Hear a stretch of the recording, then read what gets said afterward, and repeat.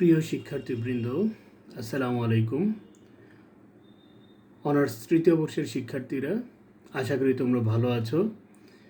এই করোনাকালীন সময়ে আমরা স্বাভাবিক কার্যক্রম পরিচালনা করতে পারিনি, এরই ধারাবাহিকতা এখন অনলাইন ক্লাস নিচ্ছি।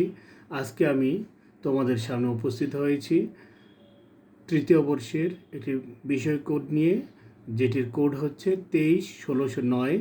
আজকে আমরা এর একটি গুরুত্বপূর্ণ টপিক বিষয় তোমাদের সাথে আলাপ করব। চলো আজকের ক্লাসটি আমরা উপভোগ করি। পাঠ পরিচিতি, অনার্স তৃতীয় বর্ষ। আজকে আমরা সমকালীন বিশ্বে মুসলিম সংখ্যালঘু সম্প্রদায় নিয়ে আলোচনা করব, যার বিষয় কোড হচ্ছে 23-1609।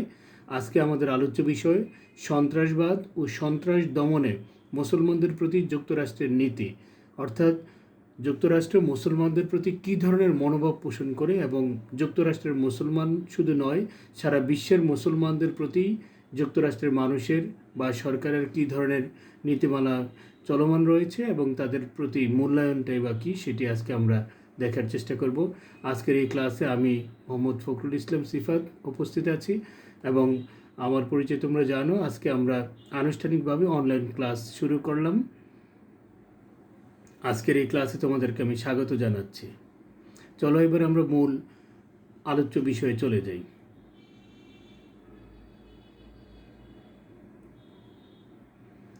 এই ছবিটা একটু খেয়াল করো ভালো করে। কিছু কি বুঝতে পেরেছ?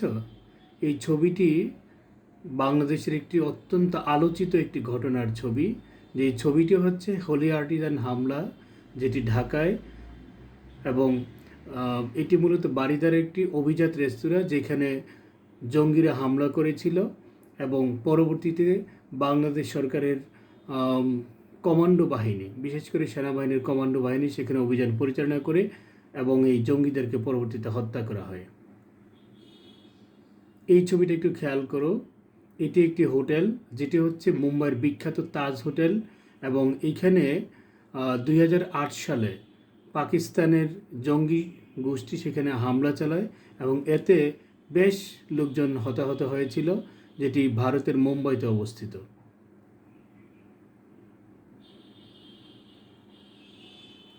তাহলে এই দুটি ছবি মূলত আমি তোমাদেরকে দেখিয়েছি এটির থেকে একটি মেসেজ দেওয়ার জন্য। আসলে সন্ত্রাসবাদ কী, তোমরা সন্ত্রাসবাদ কী এর বিষয়ে নানান ধরনের সংজ্ঞা পাবে বিভিন্ন বইতে। আমি তোমাদের জন্য একটি সংজ্ঞা এখানে উপস্থাপন করলাম, যেটি উইকিপিডিয়াতে বলা আছে। উইকিপিডিয়ার মতে সন্ত্রাসবাদ হলো সন্ত্রাসের পদ্ধতিগত ব্যবহার, যা প্রায়শই ধ্বংসাত্মক এবং বল প্রয়োগের মাধ্যমে ঘটানো হয়। যদিও আন্তর্জাতিক সম্প্রদায়ের মধ্যে সন্ত্রাসবাদের কোনো বেঁধে দেওয়া সীমারেখা অথবা সংজ্ঞায়ন নেই। প্রচলিত সংজ্ঞানুযায়ী যে সকল বিধ্বংসী কার্যকলাপ জনমনে ভীতির উদ্বেগ ঘটায়, ধর্মীয়, রাজনৈতিক অথবা নীতিগত লক্ষ্য অর্জনের জন্য কৃত রুচি বিরুদ্ধ কাজ, ইচ্ছাপূর্বক সাধারণ জনগণের নিরাপত্তার বিষয় উপেক্ষা অথবা হুমকি প্রদান করা, আইন বহির্ভূত কার্যকলাপ এবং যুদ্ধকেও সন্ত্রাসবাদের অন্তর্ভুক্ত করা যায়। এটি উইকিপিডিয়াতে যেই সংজ্ঞা দেওয়া আছে সেটা আমি উল্লেখ করেছি। আর বাইরে নানান মনীষী, নানান সমাজবিজ্ঞানী এবং নানান অপরাধ বিজ্ঞানীও সন্ত্রাসবাদের নানান ধরনের সংজ্ঞা উপস্থাপন করেছেন। তোমরা কয়েকটি সংজ্ঞা শিখে নেবে, আমি একটা সংজ্ঞা এখানে দিলাম। এবং এর আলোকে আমরা বলতে পারি সাধারণত সাধারণ কার্যক্রম বা সাধারণ মানুষের জীবনযাপনকে জিম্মি করে বা তাদেরকে হুমকির মুখে ফেলে এই রকম কোনো ভীতিকর কার্যাবলী, হোক সেটি ধর্মীয়, হোক সেটি রাজনৈতিক অথবা কোনো সন্ত্রাসীমূলক কর্মকাণ্ড, আসলে সেটিই হচ্ছে সন্ত্রাসবাদ।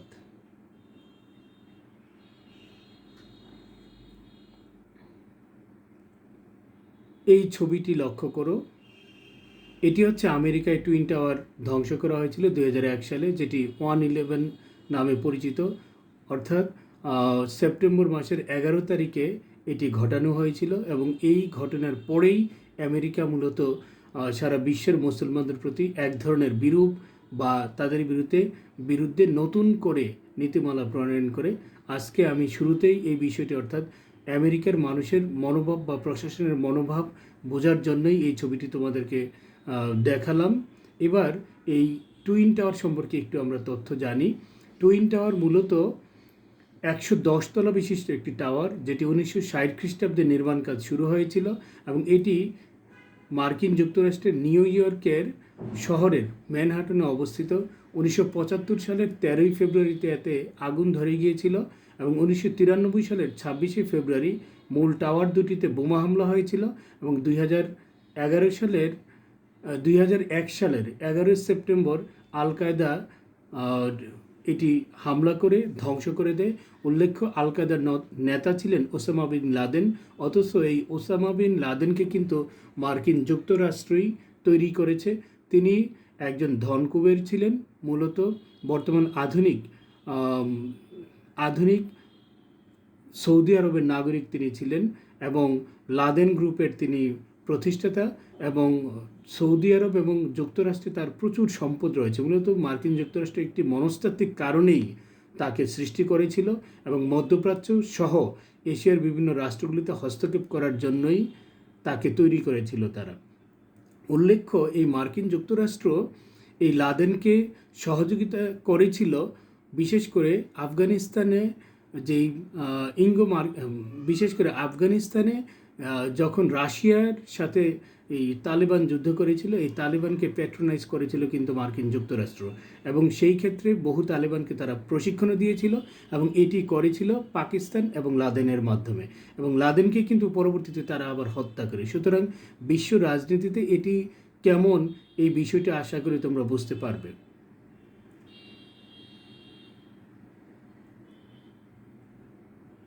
এই ছবিটা খেয়াল করো, এটিও 2001 সালে সেই সন্ত্রাসী হামলার সময় পেন্টাগন, অর্থাৎ যেটি মার্কিন যুক্তরাষ্ট্রের প্রতিরক্ষা মন্ত্রণালয়ের হেডকোয়ার্টার বা সদর দপ্তর, তা ওই বিল্ডিংটির নাম হচ্ছে পেন্টাগন এবং এটি অত্যন্ত সুরক্ষিত একটি ভবন। এখন প্রশ্ন হচ্ছে কিভাবে সম্ভব টুইন টাওয়ারের ধ্বংসের 1 ঘন্টার কিছু সময়, 1 ঘন্টা 15 মিনিট পরে এই ভবনে হামলা চালানো। এই বিষয়টি কিন্তু বিশ্লেষকদের কাছে প্রশ্ন উত্থাপন করেছে, আসলে বিষয়টি কী ছিল সেটি আমরা এর প্রেক্ষিতে একটু দেখার চেষ্টা করি। যে কিছু কারণ বিশ্লেষণ করে পাওয়া যায় টাওয়ার হামলা এবং অজানা রহস্য, অর্থাৎ এই টুইন টাওয়ারে হামলা এটি আজ পর্যন্ত অজানাই থেকে গিয়েছে। কী কারণে হামলা করেছে, কারা হামলা করেছে, কেন করেছে, এই বিষয়গুলোর কিন্তু আসলে কোনো সুরাহা হয়নি। তবে পশ্চিমা ঐতিহাসিকরা এবং প্রাচ্যের ঐতিহাসিকদের মধ্যে কিন্তু মতবিরোধ রয়েছে। বিশেষ করে মুসলিম ঐতিহাসিকরা মনে করেন যে এটির পিছনে মার্কিন যুক্তরাষ্ট্রের অন্য কোনো উদ্দেশ্য থাকতে পারে কিংবা ইসরায়েলেরও হাত থাকতে পারে।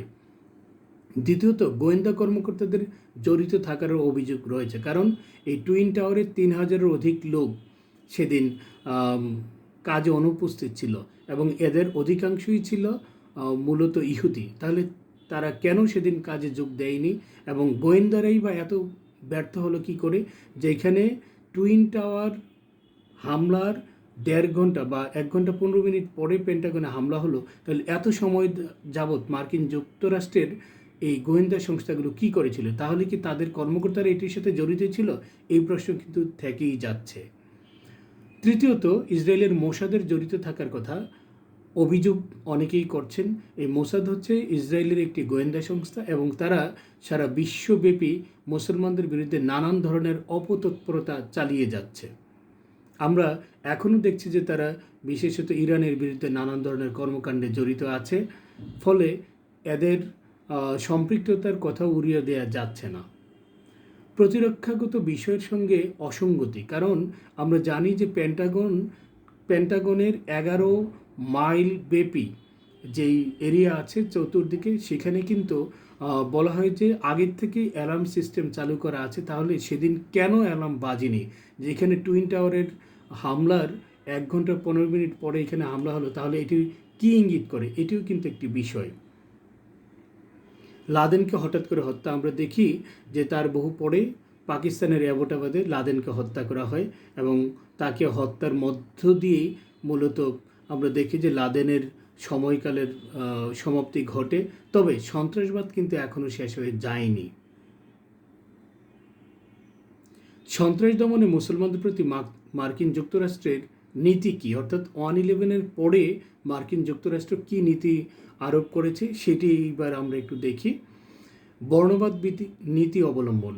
মার্কিন যুক্তরাষ্ট্রের যে সকল মুসলমানরা আছে তাদের প্রতি তারপর থেকেই মার্কিন প্রশাসনের এক ধরনের বিরূপ মনোভাব লক্ষ্য করা যায়। উল্লেখ্য, এই ক্ষেত্রে আমরা লক্ষ্য করেছি যে এই ঘটনার পরে 2010 সালে আমরা দেখি যে ভারতীয় অভিনেতা শাহরুখ খান তিনি মার্কিন যুক্তরাষ্ট্রে গিয়েছিলেন, তার সাথে বিরূপ আচরণ তারা করেছিল এবং এয়ারপোর্ট সহ বিভিন্ন জায়গায় তার সাথে খারাপ বা বাজে ব্যবহার করা হয়েছিল। ফলে এটি কিন্তু বর্ণবাদেরই ফলস্বরূপ বলা যায়। দ্বিতীয়ত, মুসলমানদের প্রতি বৈষম্য। সেখানে আমরা দেখি যে মার্কিন যুক্তরাষ্ট্রে মুসলমানদের যে সকল স্বার্থ আছে সেগুলো সংরক্ষণ করার জন্য একটি মুসলিম সংস্থা রয়েছে, কিন্তু তারপর থেকে আমরা দেখছি যে সেখানে মুসলমানদের প্রতি মার্কিন যুক্তরাষ্ট্রের সরকার নানান ধরনের বৈষম্যমূলক ব্যবহার করছে। শুধু তাই না, মুসলমানদেরকে এক ধরনের হেয় প্রতিপন্নও কিন্তু সেখানে করা হচ্ছে। মুসলমানদের প্রতি নানান ধরনের জুলুম নির্যাতন বৃদ্ধি পায়। বিশেষ করে আমরা দেখি যখন 1/11 ঘটেছিল, অর্থাৎ টুইন টাওয়ারে হামলা হয়েছিল, তারপরে সারা বিশ্বব্যাপী তারা মুসলমানদের বিরুদ্ধে নানান ধরনের অবস্থা গ্রহণ করেছিল। বিশেষ করে সন্দেহভাজন কিছু মুসলমানদেরকে গ্রেফতার করে এবং তাদেরকে মার্কিন যুক্তরাষ্ট্রের সামরিক ঘাঁটিগুলোতে নিয়ে নির্মম অত্যাচার করা হয়েছিল। যদিও সেখানে সন্ত্রাসীদের পাশাপাশি সাধারণ নাগরিকও ছিল, যাদের প্রতি কোনো ধরনের প্রমাণ না থাকা সত্ত্বেও শুধু মুসলিম বা সন্দেহবশেই তারা এই জুলুম নির্যাতন করেছিল। চতুর্থত, মুসলমানদের বিরুদ্ধে প্রচারণা। সেখানে এক ধরনের প্রচারণা চালানো হচ্ছে যে মুসলমানরা সন্ত্রাসী কিংবা তারা নানান ধরনের সন্ত্রাসী কর্মকাণ্ড পরিচালনা করে। যদিও আমরা দেখেছি যে কিছুদিন আগে বিশেষ করে নিউজিল্যান্ডে একটি মসজিদে হামলা চালিয়ে একজন অস্ট্রেলীয় নাগরিক অনেক মুসলমানকে হত্যা করেছে। এটি নিয়ে কিন্তু সারা বিশ্বে কোনো ধরনের প্রচারণা কিংবা কোনো ধরনের ব্যবস্থা গ্রহণ করতে আমরা দেখিনি। সুতরাং যেখানেই শুধু মুসলমানরা কিছু হামলা করলে সেই বিষয়গুলোই কিন্তু পশ্চিমা মিডিয়াগুলোতে ফলাও করে প্রচার করা হয় এবং তাদেরকে এক ধরনের সন্ত্রাসী হিসাবে উপস্থাপন করার চেষ্টা করা হয়। পঞ্চমত, কথায় ও কাজের গরমিল। আমরা দেখেছি যে এই ঘটনার পরবর্তীতে যখন বারাক ওবামা, যার অরিজিন মূলত তিনি হচ্ছেন আফ্রিকান নাগরিক, এবং আমরা দেখছি যে তিনি যখন মার্কিন যুক্তরাষ্ট্রের প্রেসিডেন্ট নির্বাচিত হলেন, তারপরে তিনি নানান ধরনের প্রতিশ্রুতি দিয়েছিলেন। তার আগের যিনি ছিলেন তিনিও প্রতিশ্রুতি দিয়েছেন এবং তারপরে বর্তমান যেই মার্কিন যুক্তরাষ্ট্রের প্রেসিডেন্ট আমরা দেখছি যে ডোনাল্ড ট্রাম্প, তিনিও কিন্তু নানান ধরনের কথা বলছেন, কিন্তু কথা যা বলছেন কাজের কিন্তু মিল দেখছি না। বিশেষ করে বারাক ওবামার কথা বলা যায়। তিনি নির্বাচিত হয়ে মিশরে যখন এসেছিলেন, কায়রোর আল আজহার বিশ্ববিদ্যালয়ে তিনি ঘোষণা দিয়েছিলেন যে মুসলমানদের প্রতি মার্কিন যুক্তরাষ্ট্রের নীতি পরিবর্তন হবে। আসলে আমরা বাস্তবে এটির কোনো কিছুই দেখছি না, বরং ইসরায়েল এবং ফিলিস্তিন প্রশ্নে আজও কিন্তু অমীমাংসিত যুক্তরাষ্ট্রের কারণে। যদি তারা আন্তরিক হতো তাহলে এই বিষয়গুলো অনেক আগেই সুরাহা হতো। ফলে কথা এবং কাজের কোনো আমরা মিল দেখতে পাচ্ছি না। তারপরে দেখি ইসলামকে সন্ত্রাসবাদ হিসেবে অভিহিত করা। তারা চেষ্টা করছে যে যারা মুসলমান তারা সন্ত্রাসী কিংবা ইসলামকে যারা আঁকড়ে ধরে আছে তারা সন্ত্রাসী। আসলে এটি কিন্তু ঠিক নয়। আমরা দেখেছি যে ফ্রান্সে হামলা হয়েছে, ব্রিটেনে বোমা হামলা হয়েছে, সকল কিছুর পিছনেই মুসলমানদেরকে জড়ানোর চেষ্টা করা হয়েছে, কিন্তু এখন পর্যন্ত এগুলো প্রমাণ করা যায়নি। জিহাদের অর্থ বিকৃত করা। জিহাদের যে প্রকৃত অর্থ রয়েছে মুসলমানদের, অর্থাৎ ধর্ম প্রতিষ্ঠার ক্ষেত্রে যেখানে বাধা আসবে সেখানে প্রতিহত করা, এটিকে পশ্চিমা বিশ্ব বিকৃত করে এখন এটিকে তারা সন্ত্রাসবাদের সাথে মিলিয়ে ফেলার চেষ্টা করেছে, যেটি আসলে ঠিক নয়। আমেরিকার ইহুদি নিয়ন্ত্রিত মিডিয়ার লক্ষ্যবস্তু হচ্ছে মুসলমান, কারণ এই আমেরিকার অর্থনীতির বিশাল একটা অংশ নিয়ন্ত্রণ করে তারা, এবং তারা মুসলমানদেরকে সন্ত্রাসী হিসাবে প্রতিষ্ঠা করার চেষ্টা করছে। আজকের এই আলোচনার উপরে ভিত্তি করে আমি তোমাদের একটি প্রশ্ন রেখেছি, যেই প্রশ্নটি পরীক্ষায় আসে, তোমরা একটু প্র্যাকটিস করবে। সন্ত্রাসবাদ কি? 11ই সেপ্টেম্বরের পর আমেরিকায় মুসলমানদের প্রতি বৈষম্যমূলক আচরণের বিবরণ দাও। এটি তোমরা বাসায় প্র্যাকটিস করবে। আজকের এই ক্লাসটি উপভোগ করার জন্য তোমাদেরকে ধন্যবাদ। পরবর্তী কোনো ক্লাসে আবার তোমাদের সাথে কথা হবে। সেই পর্যন্ত ভালো থেকো, নিরাপদে থাকো। আল্লাহ হাফিজ।